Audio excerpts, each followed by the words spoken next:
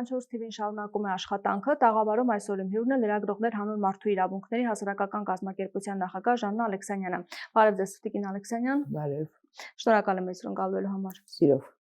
Այսօր ազգային ժողովը 67 կողմ ձայնով ԿՊ պատգամավոր Վլադիմիր Վարդանյանին ընտրեց Սահմանադրական դատարանի դատավոր, մի խումբ ՀԿ-ներ, այդ թվում նաև դուք ազգային ժողովին կոչ էիք անում, որպեսզի ձեռնպահ մնա Վլադիմիր Վարդանյանին դատավոր ընտրելուց, քանի որ 7 տարի քաղաքական գործունեությամբ է զբաղվել եւ կուսակցական լինելու հանգամանքը առերևույթ կասկած է հարուցում նրա որպես Սահմանադրական դատարանի դատավոր անաչառ պաշտոնավարման հնարավորությանը։ Այնուամենայնիվ, փաստորեն ձեր կոչը առհամարվեց կամ ընթացք չտրվեց եւ ընտրվեց դատավոր։ Հիմա դուք ինչ խնդիր եք տեսնում։ Խնդիրը ակնհայտ է, հենց այդ կուսակցական լինելու իր ինչ կարող է վաղը գնա Սահմանադրական դատարան ու արդեն ինքը կուսակցական այդ դերից դուրս է գալու։ Ընդհանրապես Սահմանադրական դատարանը կարող են դնել ԿՊ-ի անվան Սահմանադրական դատարան, էլի, որովհետեւ ԿՊ-ի հենց համակիրները, ասենք, այնտեղ գտնվում են մարդիկ, ասենք Ստյոպա Սաֆարյանի քույրը, չէ՞, Սահմանադրական դատարանի դատավոր, Արտակ Զեյնալյանը, որը Հանրապետություն կուսակցության անդամ է եւ մենք գիտենք իրենց նվիրումը Նիկոլ Փաշինյանին, հիմա Վլադիմիր Վարդանյանը, որը ինչ որ տեսական տեքստերը, իսկ ընդհանրապես ինքը որ խոսում է, ես չգիտեմ ինքը ինչի մասին է խոսում, ասիկ այս տարիների ընթացքում այդպես կեղծ խոսույթ է, շաբլոն բառապաշար, որ ասենց թե ինչի համար են այդ խոսակցությունները, ինչա, եւ բացարձակ նվիրվածություն ԿՊ-ին։ Նիկոլին ասենք ավելի շուտ էլի, քան թե ԿՊ-ին։ ԿՊ ասելով հասկանում ենք Նիկոլ Փաշինյան։ Եվ այդ Սահմանադրական դատարանն էլ են վերածում, հասկանում եք, բարձր դատարան։ Այդ բանը շատ կարևոր է, այդ կարևոր բնորոշում է բարձր դատարանը։ Ես հիշում եմ, որ ես լրագրող երբ որ գրում եմ, անպայման նշում էի բարձր դատարան, եւ մենք տեսել ենք բարձր դատարանի դեր այս տարիների ընթացքում, էլի անկախությունից հետո։ Ու հիմա այդ բարձր դատարանը դարձնում են Նիկոլ Փաշինյանի անձնական դատարան։ Եվ ինչի համար է դարձնում։ Դե հազարու մի հարցեր կան։ Այո, եւ հիմա հատկապես անհրաժեշտ է։ Եվ բազմաթիվ այլ հարցեր կան, երևի իրենք գիտեն, որ պետք է այսպես ամբողջական դարձնեն, ասենք ինչպես Կենտրոնական ընտրական հանձնաժողովի նախագահը Նիկոլ Փաշինյանի այն ինքնամոռաց նվիրումով մեկնա, չէ՞, գլխավորում, ասենք թե պիտի անվերապահ կատարի իրենց, այսպես ամեն ինչ ինքը կենտրոնացրել է իր շուրջը։ Եվ եթե նկատել եք այս վերջին ասուլիսի ժամանակ ամեն երկրորդ բառը շատ հաճախ էր կրկնում, ամեն դեպքում երկրի վարչապետը,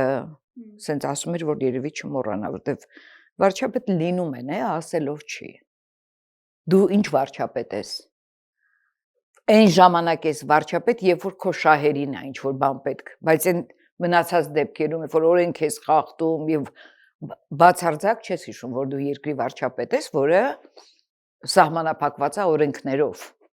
Եվ տեսնում ենք, թե դա ինչ անօրեն վարքագիծ էր դրսևորվում, օրինակ եկեղեցու դեպքում։ Կամ այդ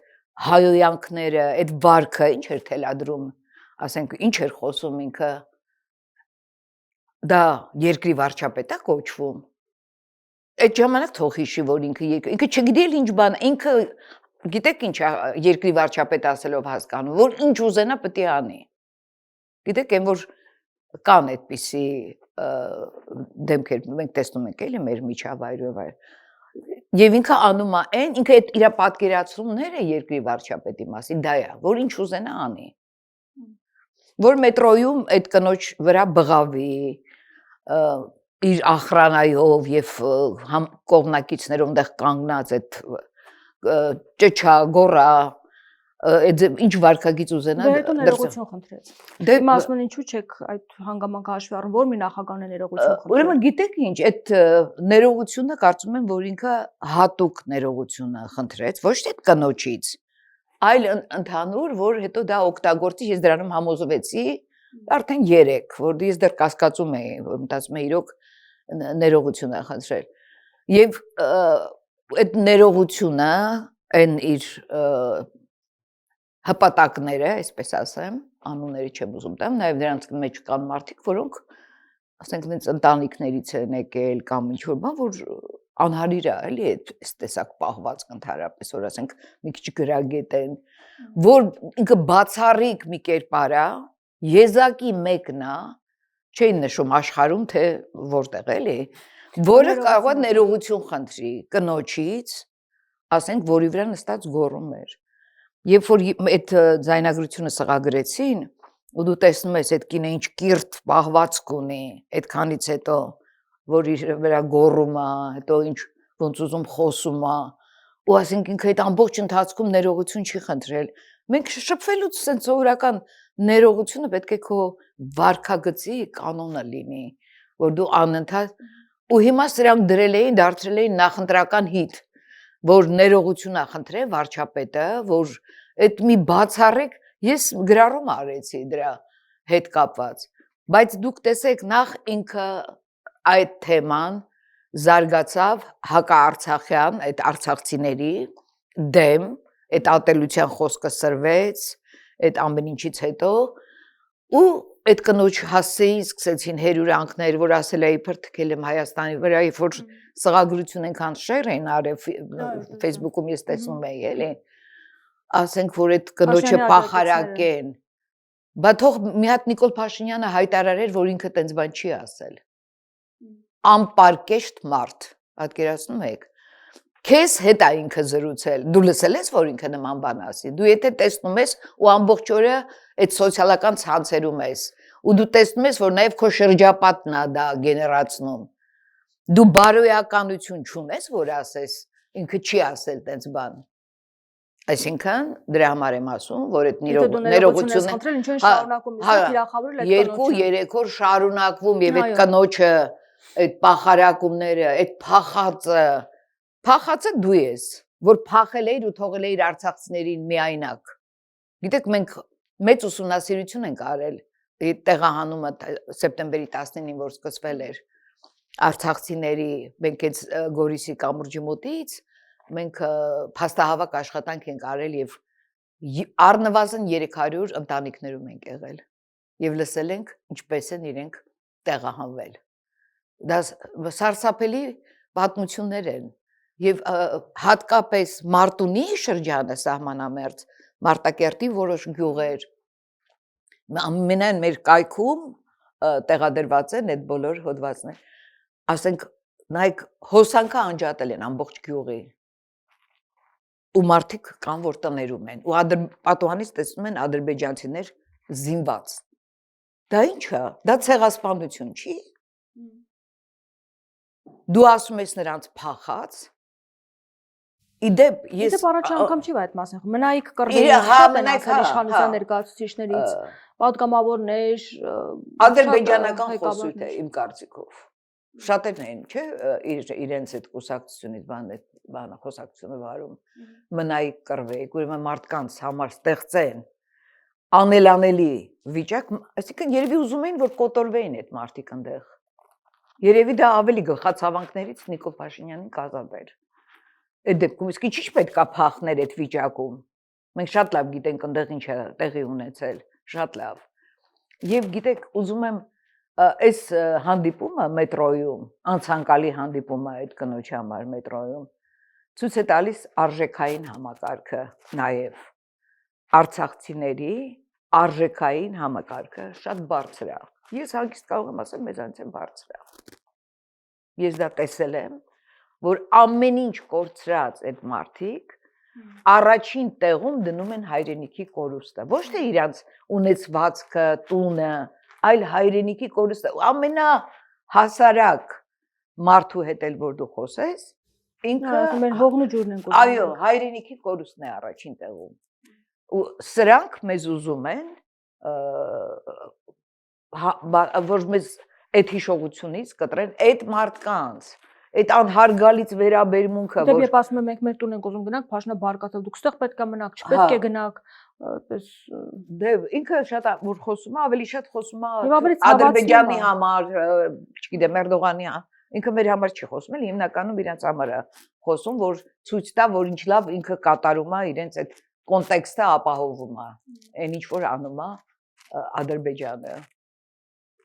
Ես երեք այս Իրանի հետ կապված մի հատ փորձագետ էի լսում, եւ երբ որ Ադրբեջանի մասին շատ հայտնի փորձագետ, որը Ալիևին բնութագրեց որպես գանգստեր։ Վաղուց չէի լսել այդ բառը գանգստեր։ Հիմա այդ հասարակ հանդիպումը, այդ սովորական հանդիպումը ցույց տվեց ոչ միայն որ ինքը վարչապետ, ինչ վարչապետ, այլև ոչ որպես տղամարդ, ոչ որպես մարդ առավել եւս, որ ինքը չկա գոյություն չունի որպես մարդ, ու այս ամեն ինչից որ սարքեց այս Ինչու է այդքան բարգացնում Փաշինյանը այդ Արցախի թեման։ Կարծում եք ինքը երբ որ շրջում է փողոցներում, հա, այս քարոզարշավի շրջանակում, տեսնում է որ ամեն դեպքում այդ հարցը փակված չէ մարդկանց համար եւ դա զայրացնում է իրեն։ Դե գիտեք ինչ ընդհանրապես այդ հարցը փակված չի, իրա ու Ալիևին որոշելով չի դա։ Կամ իրենք դի որոշեն, մենք ասենք Արցախ թե չէ։ Դուք ով եք որ որոշեք դա։ Դա մենք ենք որոշում, դա մեր իրավունք։ Արցախի հարցը միջազգային հարթակներում դեռևս կա, կլինի եւ ինչպես Ռուբեն Վարդանյանը այն 4 պատերի մեջ էր ասում, կա եղել է եւ կլինի։ Ասում են դա խոսում են մասով պատերազմ ուրեմն կլինի։ Հա, ուրեմն այդ պատերազմի թեզի մասին հիմա խոսենք, այդ որ առաջ է քաշում։ Իրանք թվում է որ ինքը սենց արեց պատերազմա լինելու, որ սենց արեց պատերազմ չի լինելու։ Դու ով ես էլի ընդհանրապես։ Ու անընդհատ այդ դու ով ես առաջ է գալի մոտդ որ լսում ես որ ոչ կարծիք ունես, ոչ հեղինակություն ունես, ասում եք խաղաղության համաձայնագիր ենք ստորագրել, պայմանավորվել ենք որ Արցախի էջը պետք է փակվի, երբ դուք բացում եք ցնդաբանությունը, նախ որ այս մեծ պատերազմը Իրանի եւ Իսրայելի եւ Ամերիկայի միջեւ է խոսել խաղաղությունից, այդ արդեն ծիծաղելի է, գոնե ինչ որ վերապահում պետք է ունենաս, չէ։ Եվ հիմա ասեմ ձեզ, որ այդ պատերազմի թեզը, որ առաջ են քաշում, հիշեք, երբ որ Բագրատ Սրբազանի եւ մյուսների նկատմամբ այդ գործի ահաբեկչության նախապատրաստության մասին ոնց էին ոռնոցով, ճճոցով, գոռոցով ասում, որ բան են արի, ահաբեկչությունն էին նախապատրաստում, նույն ձևի հիմա այդ պատերազմի թեզն են ուզում առաջ տանել, որպես նախընտրական քարոզ երևի էլի, որ եւ սա եւ եթե իրական դիտորդները, որոնք հետևեն այս նախընտրական այս փուլին, տեսնում ես, ճնշում է Հայաստանի Հանրության վրա։ Սպառնալիք են կախում մարդկանց գլխին հարկադրելով, որ իրենց ընտրեն։ Այսա պետք է նաև իրավաբանները մտածեն, արդյոք սա քրեորեն պատժելի է, թե ոչ, կամ չգիտեմ, պատժելի արարք է, դու ինչ իրավունք ունես նախընտրական այս փուլում, դու մարդկանց ստիպեք, որ պատերազմա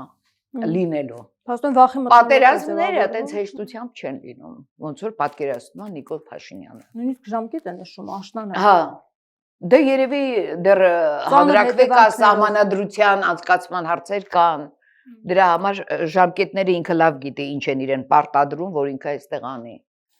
Իդեպ Արցախի մասով, որ ասացիք, երեք Ալեն Սիմոնյանն էլ էր ասում, թե ինչու եք ասում Արցախ, 2 օր առաջ փաստաբան ահազանգում էր, որ 3 արցախցի Կորնիձորում լուսանկարվել են Արցախի ֆոնին եւ ազգային անվտանգության ծառայության աշխատակիցները ճանապարհին նրանց կանգնեցրել են, հեռախոսը ձեռքներից վերցրել են, տալ են ոստիկանություն, նույնիսկ այնտեղ էլ կոպիտ վերաբերվել են նրանց հանդեպ, ասել են գնացեք հանձնվեք, եթե այդքան կարոտել եք Արցախը։ Հիմա կարող է ստեղծվել մի իրավիճակ, եթե Փաշինյանը վերընտրվի, այնպիսի օրենքներ ընդունի, որ Արցախ ասել է քրեական պատասխանատվություն ենթադրի Արցախի ֆոնին լուսանկարել, առհասարակ այս մասին խոսելը վտանգավոր դառնա։ Դե իհարկե հիմա արդեն վտանգավոր է հենց արցախցիների համար, չէ՞ առաջին հերթին։ Ասենք այդ որ տարել են Արցախը նկարելու համար տարել են ոստիկանություն։ Իսկ իմ հասկանում ոստիկանությունը ինչ է սևեռվել ընդհանրապես արցախցիների վրա։ Երևի իրենց ներքին խոսակցությունների այդ ուրախ ավտոբուսում երևի այդպես զրույցներ են վարում այդ ինչ անեն այլ արցախցիների գլխին։ Դա ես չգիտեմ Հայաստանի բնակչությունը, ժողովուրդը այդ տեսակ ճնշումների չի դիմանա։ Ինքը մեր մեջ ամեն դեպքում կա այդ ամբոստությունը։ Ես նույնիսկ այս արձագանքը, երբ որ այդ մետրոյի դեպքի հանրային շատ մեծ արձագանք էր, ինձ այնքան հասկանում եք, լայն էր շատ այդ արձագանքը եւ դա ինձ շատ ոգևորեց, որ սա այն պայթյունն է, չէ, ինքը այդ ներողությունը Դե բայց ամեն դեպքում արձագանքը տեսա որ անընդունելի է դրա համար։ Հա, բայց հետո իր գործը արեց էլի, մի խոսքով։ Եվ այդ մարդկանց զրկեն, որ իրենց Արցախի ֆոնին ոնց որ իրենք էին բացատրում կանգնել, նկարվել, ու այդ բանը ոստիկանության փոխգնդապետը, ես ցիտում եմ Ռոման Երիցյանին, փաստաբանին, որը ասել է գնացեք հանձնվեք, եթե այդքան սիրում եք ձեր Արցախը։ Պատկերացնում եք ինչ ապականված ոստիկանության աշխատակիցներ, սենց ասեմ, փոխգնդապետ, ապականված մտքերով, հոգեբանությամբ, եւ հենց այդ փոխգնդապետին է պետք պատասխանատվության կանչել։ Խայտարակություն է ուղղակի, ոչ մի բանի էլ չի հասնի Նիկոլ Փաշինյանը, ոչ էլ ինքը կընտրվի, ընտրվելու մասին խոսք անգամ չկա, տեսնում ենք ինչ են անում, ինչ ընտրության մասին է խոսքը, ես հիմա կշարունակեմ այդ, բայց ուզում եմ նաև եւս մի դեպք բերեմ, որ 7 տարեկան երեխային, որ գիշերով ոստիկանները ներխուժել էին բազմազավակ ընտանիք կնոջն 5 երեխա, որոնցից 3-ը մանկահասակ Եվ երբ որ լացուկոծը մեկնաբանություն գրելու համար տալին են ոստիկանություն։ Հա, մի տարի առաջ մեկնաբան։ Ինչի է ոստիկանությունը սևեռված արցախցիների գրառումների վրա։ Այդ վիճակում մարդիկ դուրս են եկել ընդեղից եւ ամեն ինչ կարող են գրել։ Եվ ինչ, պետքա մտնեք երեխային տանեք, բերման ենթարկեք ոստիկանություն, սադիզմի, չգիտեմ ինչ դրսևորում։ Եվ ամոթ ոստիկանությանը որը թույլ է տվել այսպիսի բան։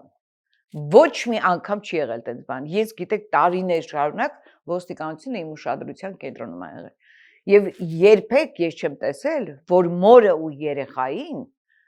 բերման ենթարկեն այդ լացի ու կոց գիշերով։ Դուք ինչ իրավունք ունեք գիշերով գնաք։ Ինչու ծանոթագիր չեք ուղարկել։ Ինչու չեք հարգել այդ ընտանիքին։ Ես չեմ կարա չմտածեմ, որ Արցախցիա դրա համար են տենց արել։ Ու որ մենք տեսնում ենք այս վերաբերմունքը, հա, էլի բերեցին մեջտեղ այդ վերաբերմունքը իրանց արցախցիների նկատմամբ։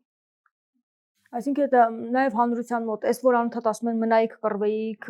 փախալցներ եւ այլն, այսինքն հասարակության մեջ ձևավորվում է, չէ՞, այդ կարծիքը, որ իրենք որ մնային այլ իրավիճակ կստեղծվի, մեղավոր իրենք են աղճատել հասարակությանը, այնպես են բաժանել նիկոլականներ եւ ոչ նիկոլականներ։ Դե Նիկոլի համակիրներն ամենացածր շերտերում են, դրա համար է ինքը այդ պերաշ։ Եթե ինքը Արցախի ղեկավարության հետ խնդիրում է, ինչ են դա պրոյեկտում նաև հասարակության վրա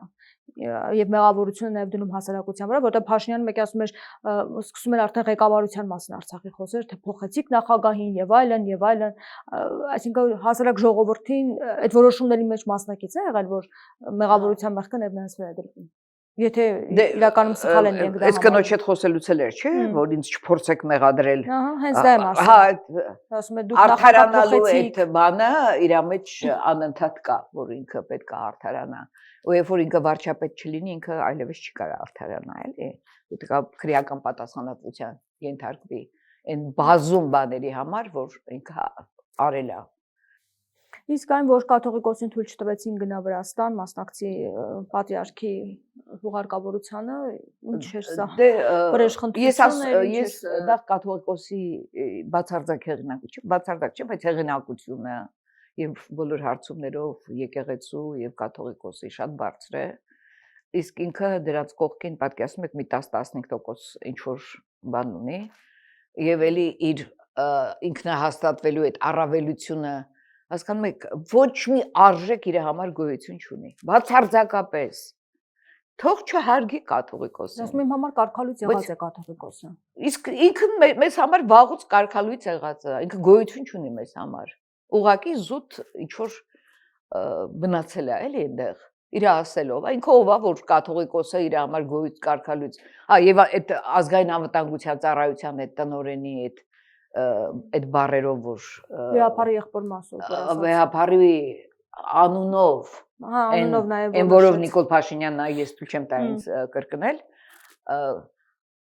այսինքն եւ այդ ինքը անդադ ցույց է տալի որ բոլոր իր կրնկի տակ են ազգային անվտանգության ծառայության պետը իր կրնկի տակ է իր գրպանում է որտեղ կրկնում է իր խոսքերը, նա ինչ իրավունք ունի կաթողիկոսին այդպես դիմելու։ Իսկ դա նշանակում է, որ մենք չունենք ազգային անվտանգության ծառայության կոմիտե է կոչվում։ Մի խոսքով մենք դա չունենք։ Դա ինչ որ Նիկոլը ասում է, նա կրկնում է եւ այդքանից հետո ասենք ինքը իրեն համարում է, որ ինքը ծառայության պետն է կամ եւ այդ նույն կոնտեքստում որ կաթողիկոսին ինքը կարող է թույլ չտա էլի որ թաղման գնա անբարոյականության վերջն է սա ինչ ասեմ ու այս մարդը որը չի մտածում որ ոչ մի տեսակի կերպար չի ոչ մարդկային ոչ քաղաքական ոչ որպես վարչապետ այսինքն այդ ոչ մի բանը ինքը իր էժանագին մանրախնդիր այդ բաների մեջ է ու ցավոք սրտի ահագին ծափահարողներ ունի ցուցակով արդեն հրապարակում են չէ ծափահարողների որ կողմնակիցներ ունի եւ շատերը նրանցից կրկնում են այդ նույն խոսույթը ինչ որ ասում է սա Դե իրենք որոշել են որ էթիկայի կանոնագիրք էին ստորագրել որ այլևս այդպիսի խոսույթ չեն կիրառելը բայց էթիկայի կանոնագիրք հասկանում եք ասենք երբ որ նա իր սեռական օրգանները ուզում էր ցույց տալ կաթողիկոսին հայտարարություն արեց միջազգային մամուլը ամբողջ մամուլը դրա մասին գրում էր գլխագրերում էին դա տեղ գտնում ասենք այս տեսակ անամոթություն որտեղ կարող ես պատկերացնել սա ոնց կարող է վարչապետ լինի եւ ես ամաչում եմ որ այդպես վարչապետ գոյություն ունի ընդհանրապես ու հայերի համար Հայաստանի համար եւ շատ ուզում եմ անդրադառնամ գիտեք այս նախընտրական շրջանի այս վիճակին մոտ մեկ ամիս առաջ Հայաստան էր ժամանել իրավապաշտպանների մի մեծ խումբ մեծ չէ 4 հոգուց բաղկացած 5 հոգուց բաղկացած որոնք ուրեմն իոդա է կոչվում եւ հայերեն դա կոչվում է Հայաստանում ժողովրդավարության դիտարան այս խումբը ժամանել էր Հայաստան ուսումնասիրելու նախընտրական այս փուլում ինչ է կատարվում Հայաստանում ինչ վիճակ է եւ նրանք նախնական զեկույց են հրապարակել ասեմ որ ես էլ եմ եղել իրենց այդ հանդիպումներից մեկում որպես հասարակական կազմակերպության ներկայացնողանց նախ իրենց ներկայացնեն որոնք իրավապաշտպանների մի խումբ է որոնք միջազգային ասպարեզում բարձր հեղինակություն ունեն նրանցից մեկը Քենեթ Ռոթը Human Rights Watch ամենահեղինակավոր երևի կազմակերպության գործադիր տնօրենն է եղել 30 տարի հիմա դուրս է եկել նույն եւս մեկ աշխատող Human Rights Watch-ի եւ այն երկուսը եւս մեկը Ֆիթաշից էր Մարդու իրավունքների ֆեդերացիայի շատ ճանաչված ներողություն անուններով հիմա չեմ հիշում ուրեմն հեղինակություններ են որոնց ոչ մի բան կպցնել հնարավոր չի չնայած այդտեղ կպցնում են իրենք հանդիպել են հանրության բոլոր շերտերի հետ իշխանությունները նրանց մերժել են հանդիպում մերժել են նաեւ այն դիտորդական կազմակերպությունները որը նախընտրական ես ունեմ տենց տեղեկություն որ մերժել են ինչու ասել են որ տրեյնինգ են անում չեն կարող ձեզ հետ հանդիպել ինչ որ տեսակ խոսակցություններ լսեցի ես տեսա հրապարակային Դանիել Օնեսյան իր մերժումն է գրել եւ այս կազմակերպությունը նախնական զեկույց է թողել որը արտացոլում է Հայաստանի այն պատկերը որը մենք ձեզ հետ տեղյակ ենք այն անօրինական բանտարկությունները եկեղեցու նկատմամբ անօրինական հակասահմանադրական հակաբարոյական այդ հալածանքները այդ ամեն ինչի մասին այդ բանտարկությունները եւ դեռ Ասում դրա համար իշխանությունը չի ցանկացել հանդիպել դե ո՞նց հանդիպել իրենց հետ եւ որ այս մարդիկ կան ճշմարտությունը պիտի խոսեն եւ արձանագրեն ասենք բարձ չի որ իշխանությունը բացարձակ ձեռնտու չի նույնիսկ այդ հիբրիդային այդ պատերազմին են անդրադարձել ոնց որ այս մի պատերազմի մոտ հիբրիդայինը կորում է կամած սենտենի արդեն հիբրիդայինը մոռացել են ամեն պատերազմը չեն մոռացել բայց իրավի հեսա կհիշեն մի խոսքով շատ ուրախ եմ որ այդ կազմակերպությունը դեռ գալու է եւ ավելի մեծ զեկույց է թողնելու եւ արձանագրել են անհավասար պայմանները որը ստեղծված են ԿՊ-ի քաղաքական հակառակորդների նկատմամբ, ասենք Սամվել Կարապետյանի, որ այդ խոսքի սահմանափակումները, որ ուրեմն նրանք բանդում են մարդիկ եւ ոնց պիտի ընտրությունները անցկացվի ընդհանրապես իրավիճակը շատ լավ պատկերել են եւ լավ է որ էլի են գալու եւ այդ խայտարակ ու գիտեք այնպես չի որ այդ հենց այնպես մարդիկ են այդ զեկույցները իրենց քաղաքական նշանակությունը եւ ազդեցությունը անպայման կունենան ավելի բարձր կառույցներում որտեղ դրանք հեղինակություններ են որոնց խոսքը հնարավոր չի զսպում է իրենց հիմա օրինակ արժեվում ընտրություններն հասկանալի է որ ավելի լարված իսկ Նիկոլ Փաշինյանին եւ այս Փաշինյանը ինքն է այդ ամեն ինչը ձևավորում հա բա ոնց այստեղ մի մարդու բանա չէ ինքն է ամեն ինչը որոշում ու իր հետևից շանիկի նման ասենց վազում են ու կրկնում են այդ ապօրինությունները պատկերացնում եք էլի ասենք չգիտեմ ոնց կարելի է էլի այդպես ապրել Եվ նաև սահմանադրության տեքստի մասին խոսենք, որ արդեն պատրաստ է ներկայացնելու են, այս մասով ինչ կասեք, արդեն իսկ խոսում է, որ անկախության հռչակագիրը չի լինելու, թեև արտադատության նախարարը չի ասում այդ մասին, բայց Փաշինյանը արդեն իսկ ասել է, որ չպետք է լինի։ Ինչ է սպասվում, առհասարակ մյուս դրույթների մասով փոփոխություններ կլինեն, թե ոչ ցեղասպանության մասով, կարծես թե փոփոխություններ որոշակի արվելու են։ Այդ մասին ակնարկներ եղավ ամեն դեպքում նախարարի կողմից։ Դե չգիտեմ, այդ անհանդուրժելի բաներ են այդ ամեն ինչը, այդ սահմանադրության փոփոխությունը։ Ես չգիտեմ, այդ պատերազմի գաղափարը որ բերել է, նաև նկատի ունի եւ սեպտեմբերա տեղափոխում։ Ես ենթադրում եմ, որ ընտրությունները կանցնեն, սահմանադրությանը պետքա քվեարկել, չգիտեմ, այդ ժամանակ ասի, եթե սահմանադրությունը չընտրեք, Ալիևը կհարցակվի։ Հա, դե չի ասում ով է հարցակվելու, էդ էլ է։ Ոնց որ այդ հիբրիդայինով չեն ասում, որ Ռուսաստանի դեմ է։ Հիմա ինքը ասում է պատերազմն է, չի ասում ով է հարձակվելու, ասենք։ Մենք ենք ենթադրում, որ դա Ադրբեջանն է կամ իր ջերմ հարաբերություններն են Ադրբեջանի եւ մյուսների հետ էլի այդ ագրեսորների։ Բայց նախարարներից ոչ մեկ պատերազմի մասով, որ իրենք տվյալներ ունեն, արտաքին հետախուզությունն է դա պարզել եւ այլն, ոչինչ չներկայացրեցին, ասեցին ընդդիմության խոսույթը լսեք, կտեսնեք, որ պատերազմ է լինելու։ Այսինքն ենթադրությունների դաշտից է։ Հա, դե ոնց որ ես ասում եմ, նահաբեկության նախապատրաստություններ։ Եթե մի ուրիշ ավելի տենց բան գտնեն իրենց համար, կփոխվի այդ պատերազմը, չնայած երևի պատերազմը ամենահեշտ միջոցն է, որ մարդկանց վրա նոր են տեսել պատերազմ ազդելու, բայց չեմ կարծում էլի, որ մեր ժողովուրդը պիտի այդ ամեն ինչին հավատա, այդ ստերին, այդ խաբեությանը, այդ որով ճիշտն ասած մեկ-մեկ այնպիսի հասարակ բաներ են վրաս ազդում, ասենք որ երեք չեմ լսել այդ ելույթը հնարավոր չի Ալեն Սիմոնյանին ընդհանրապես որ լուրջ վերաբերվել կամ լսել, բայց այդ որ ասում էր բա որ նրանք էլ մեզ ինչ եք ասում Արցախ, իրանք էլ ասեն Երևան։ Երևանն է օրինակ վերում, պատկերացնում եք։ Ինչ սրբապիղծ, ինչ անզգամ, ինչ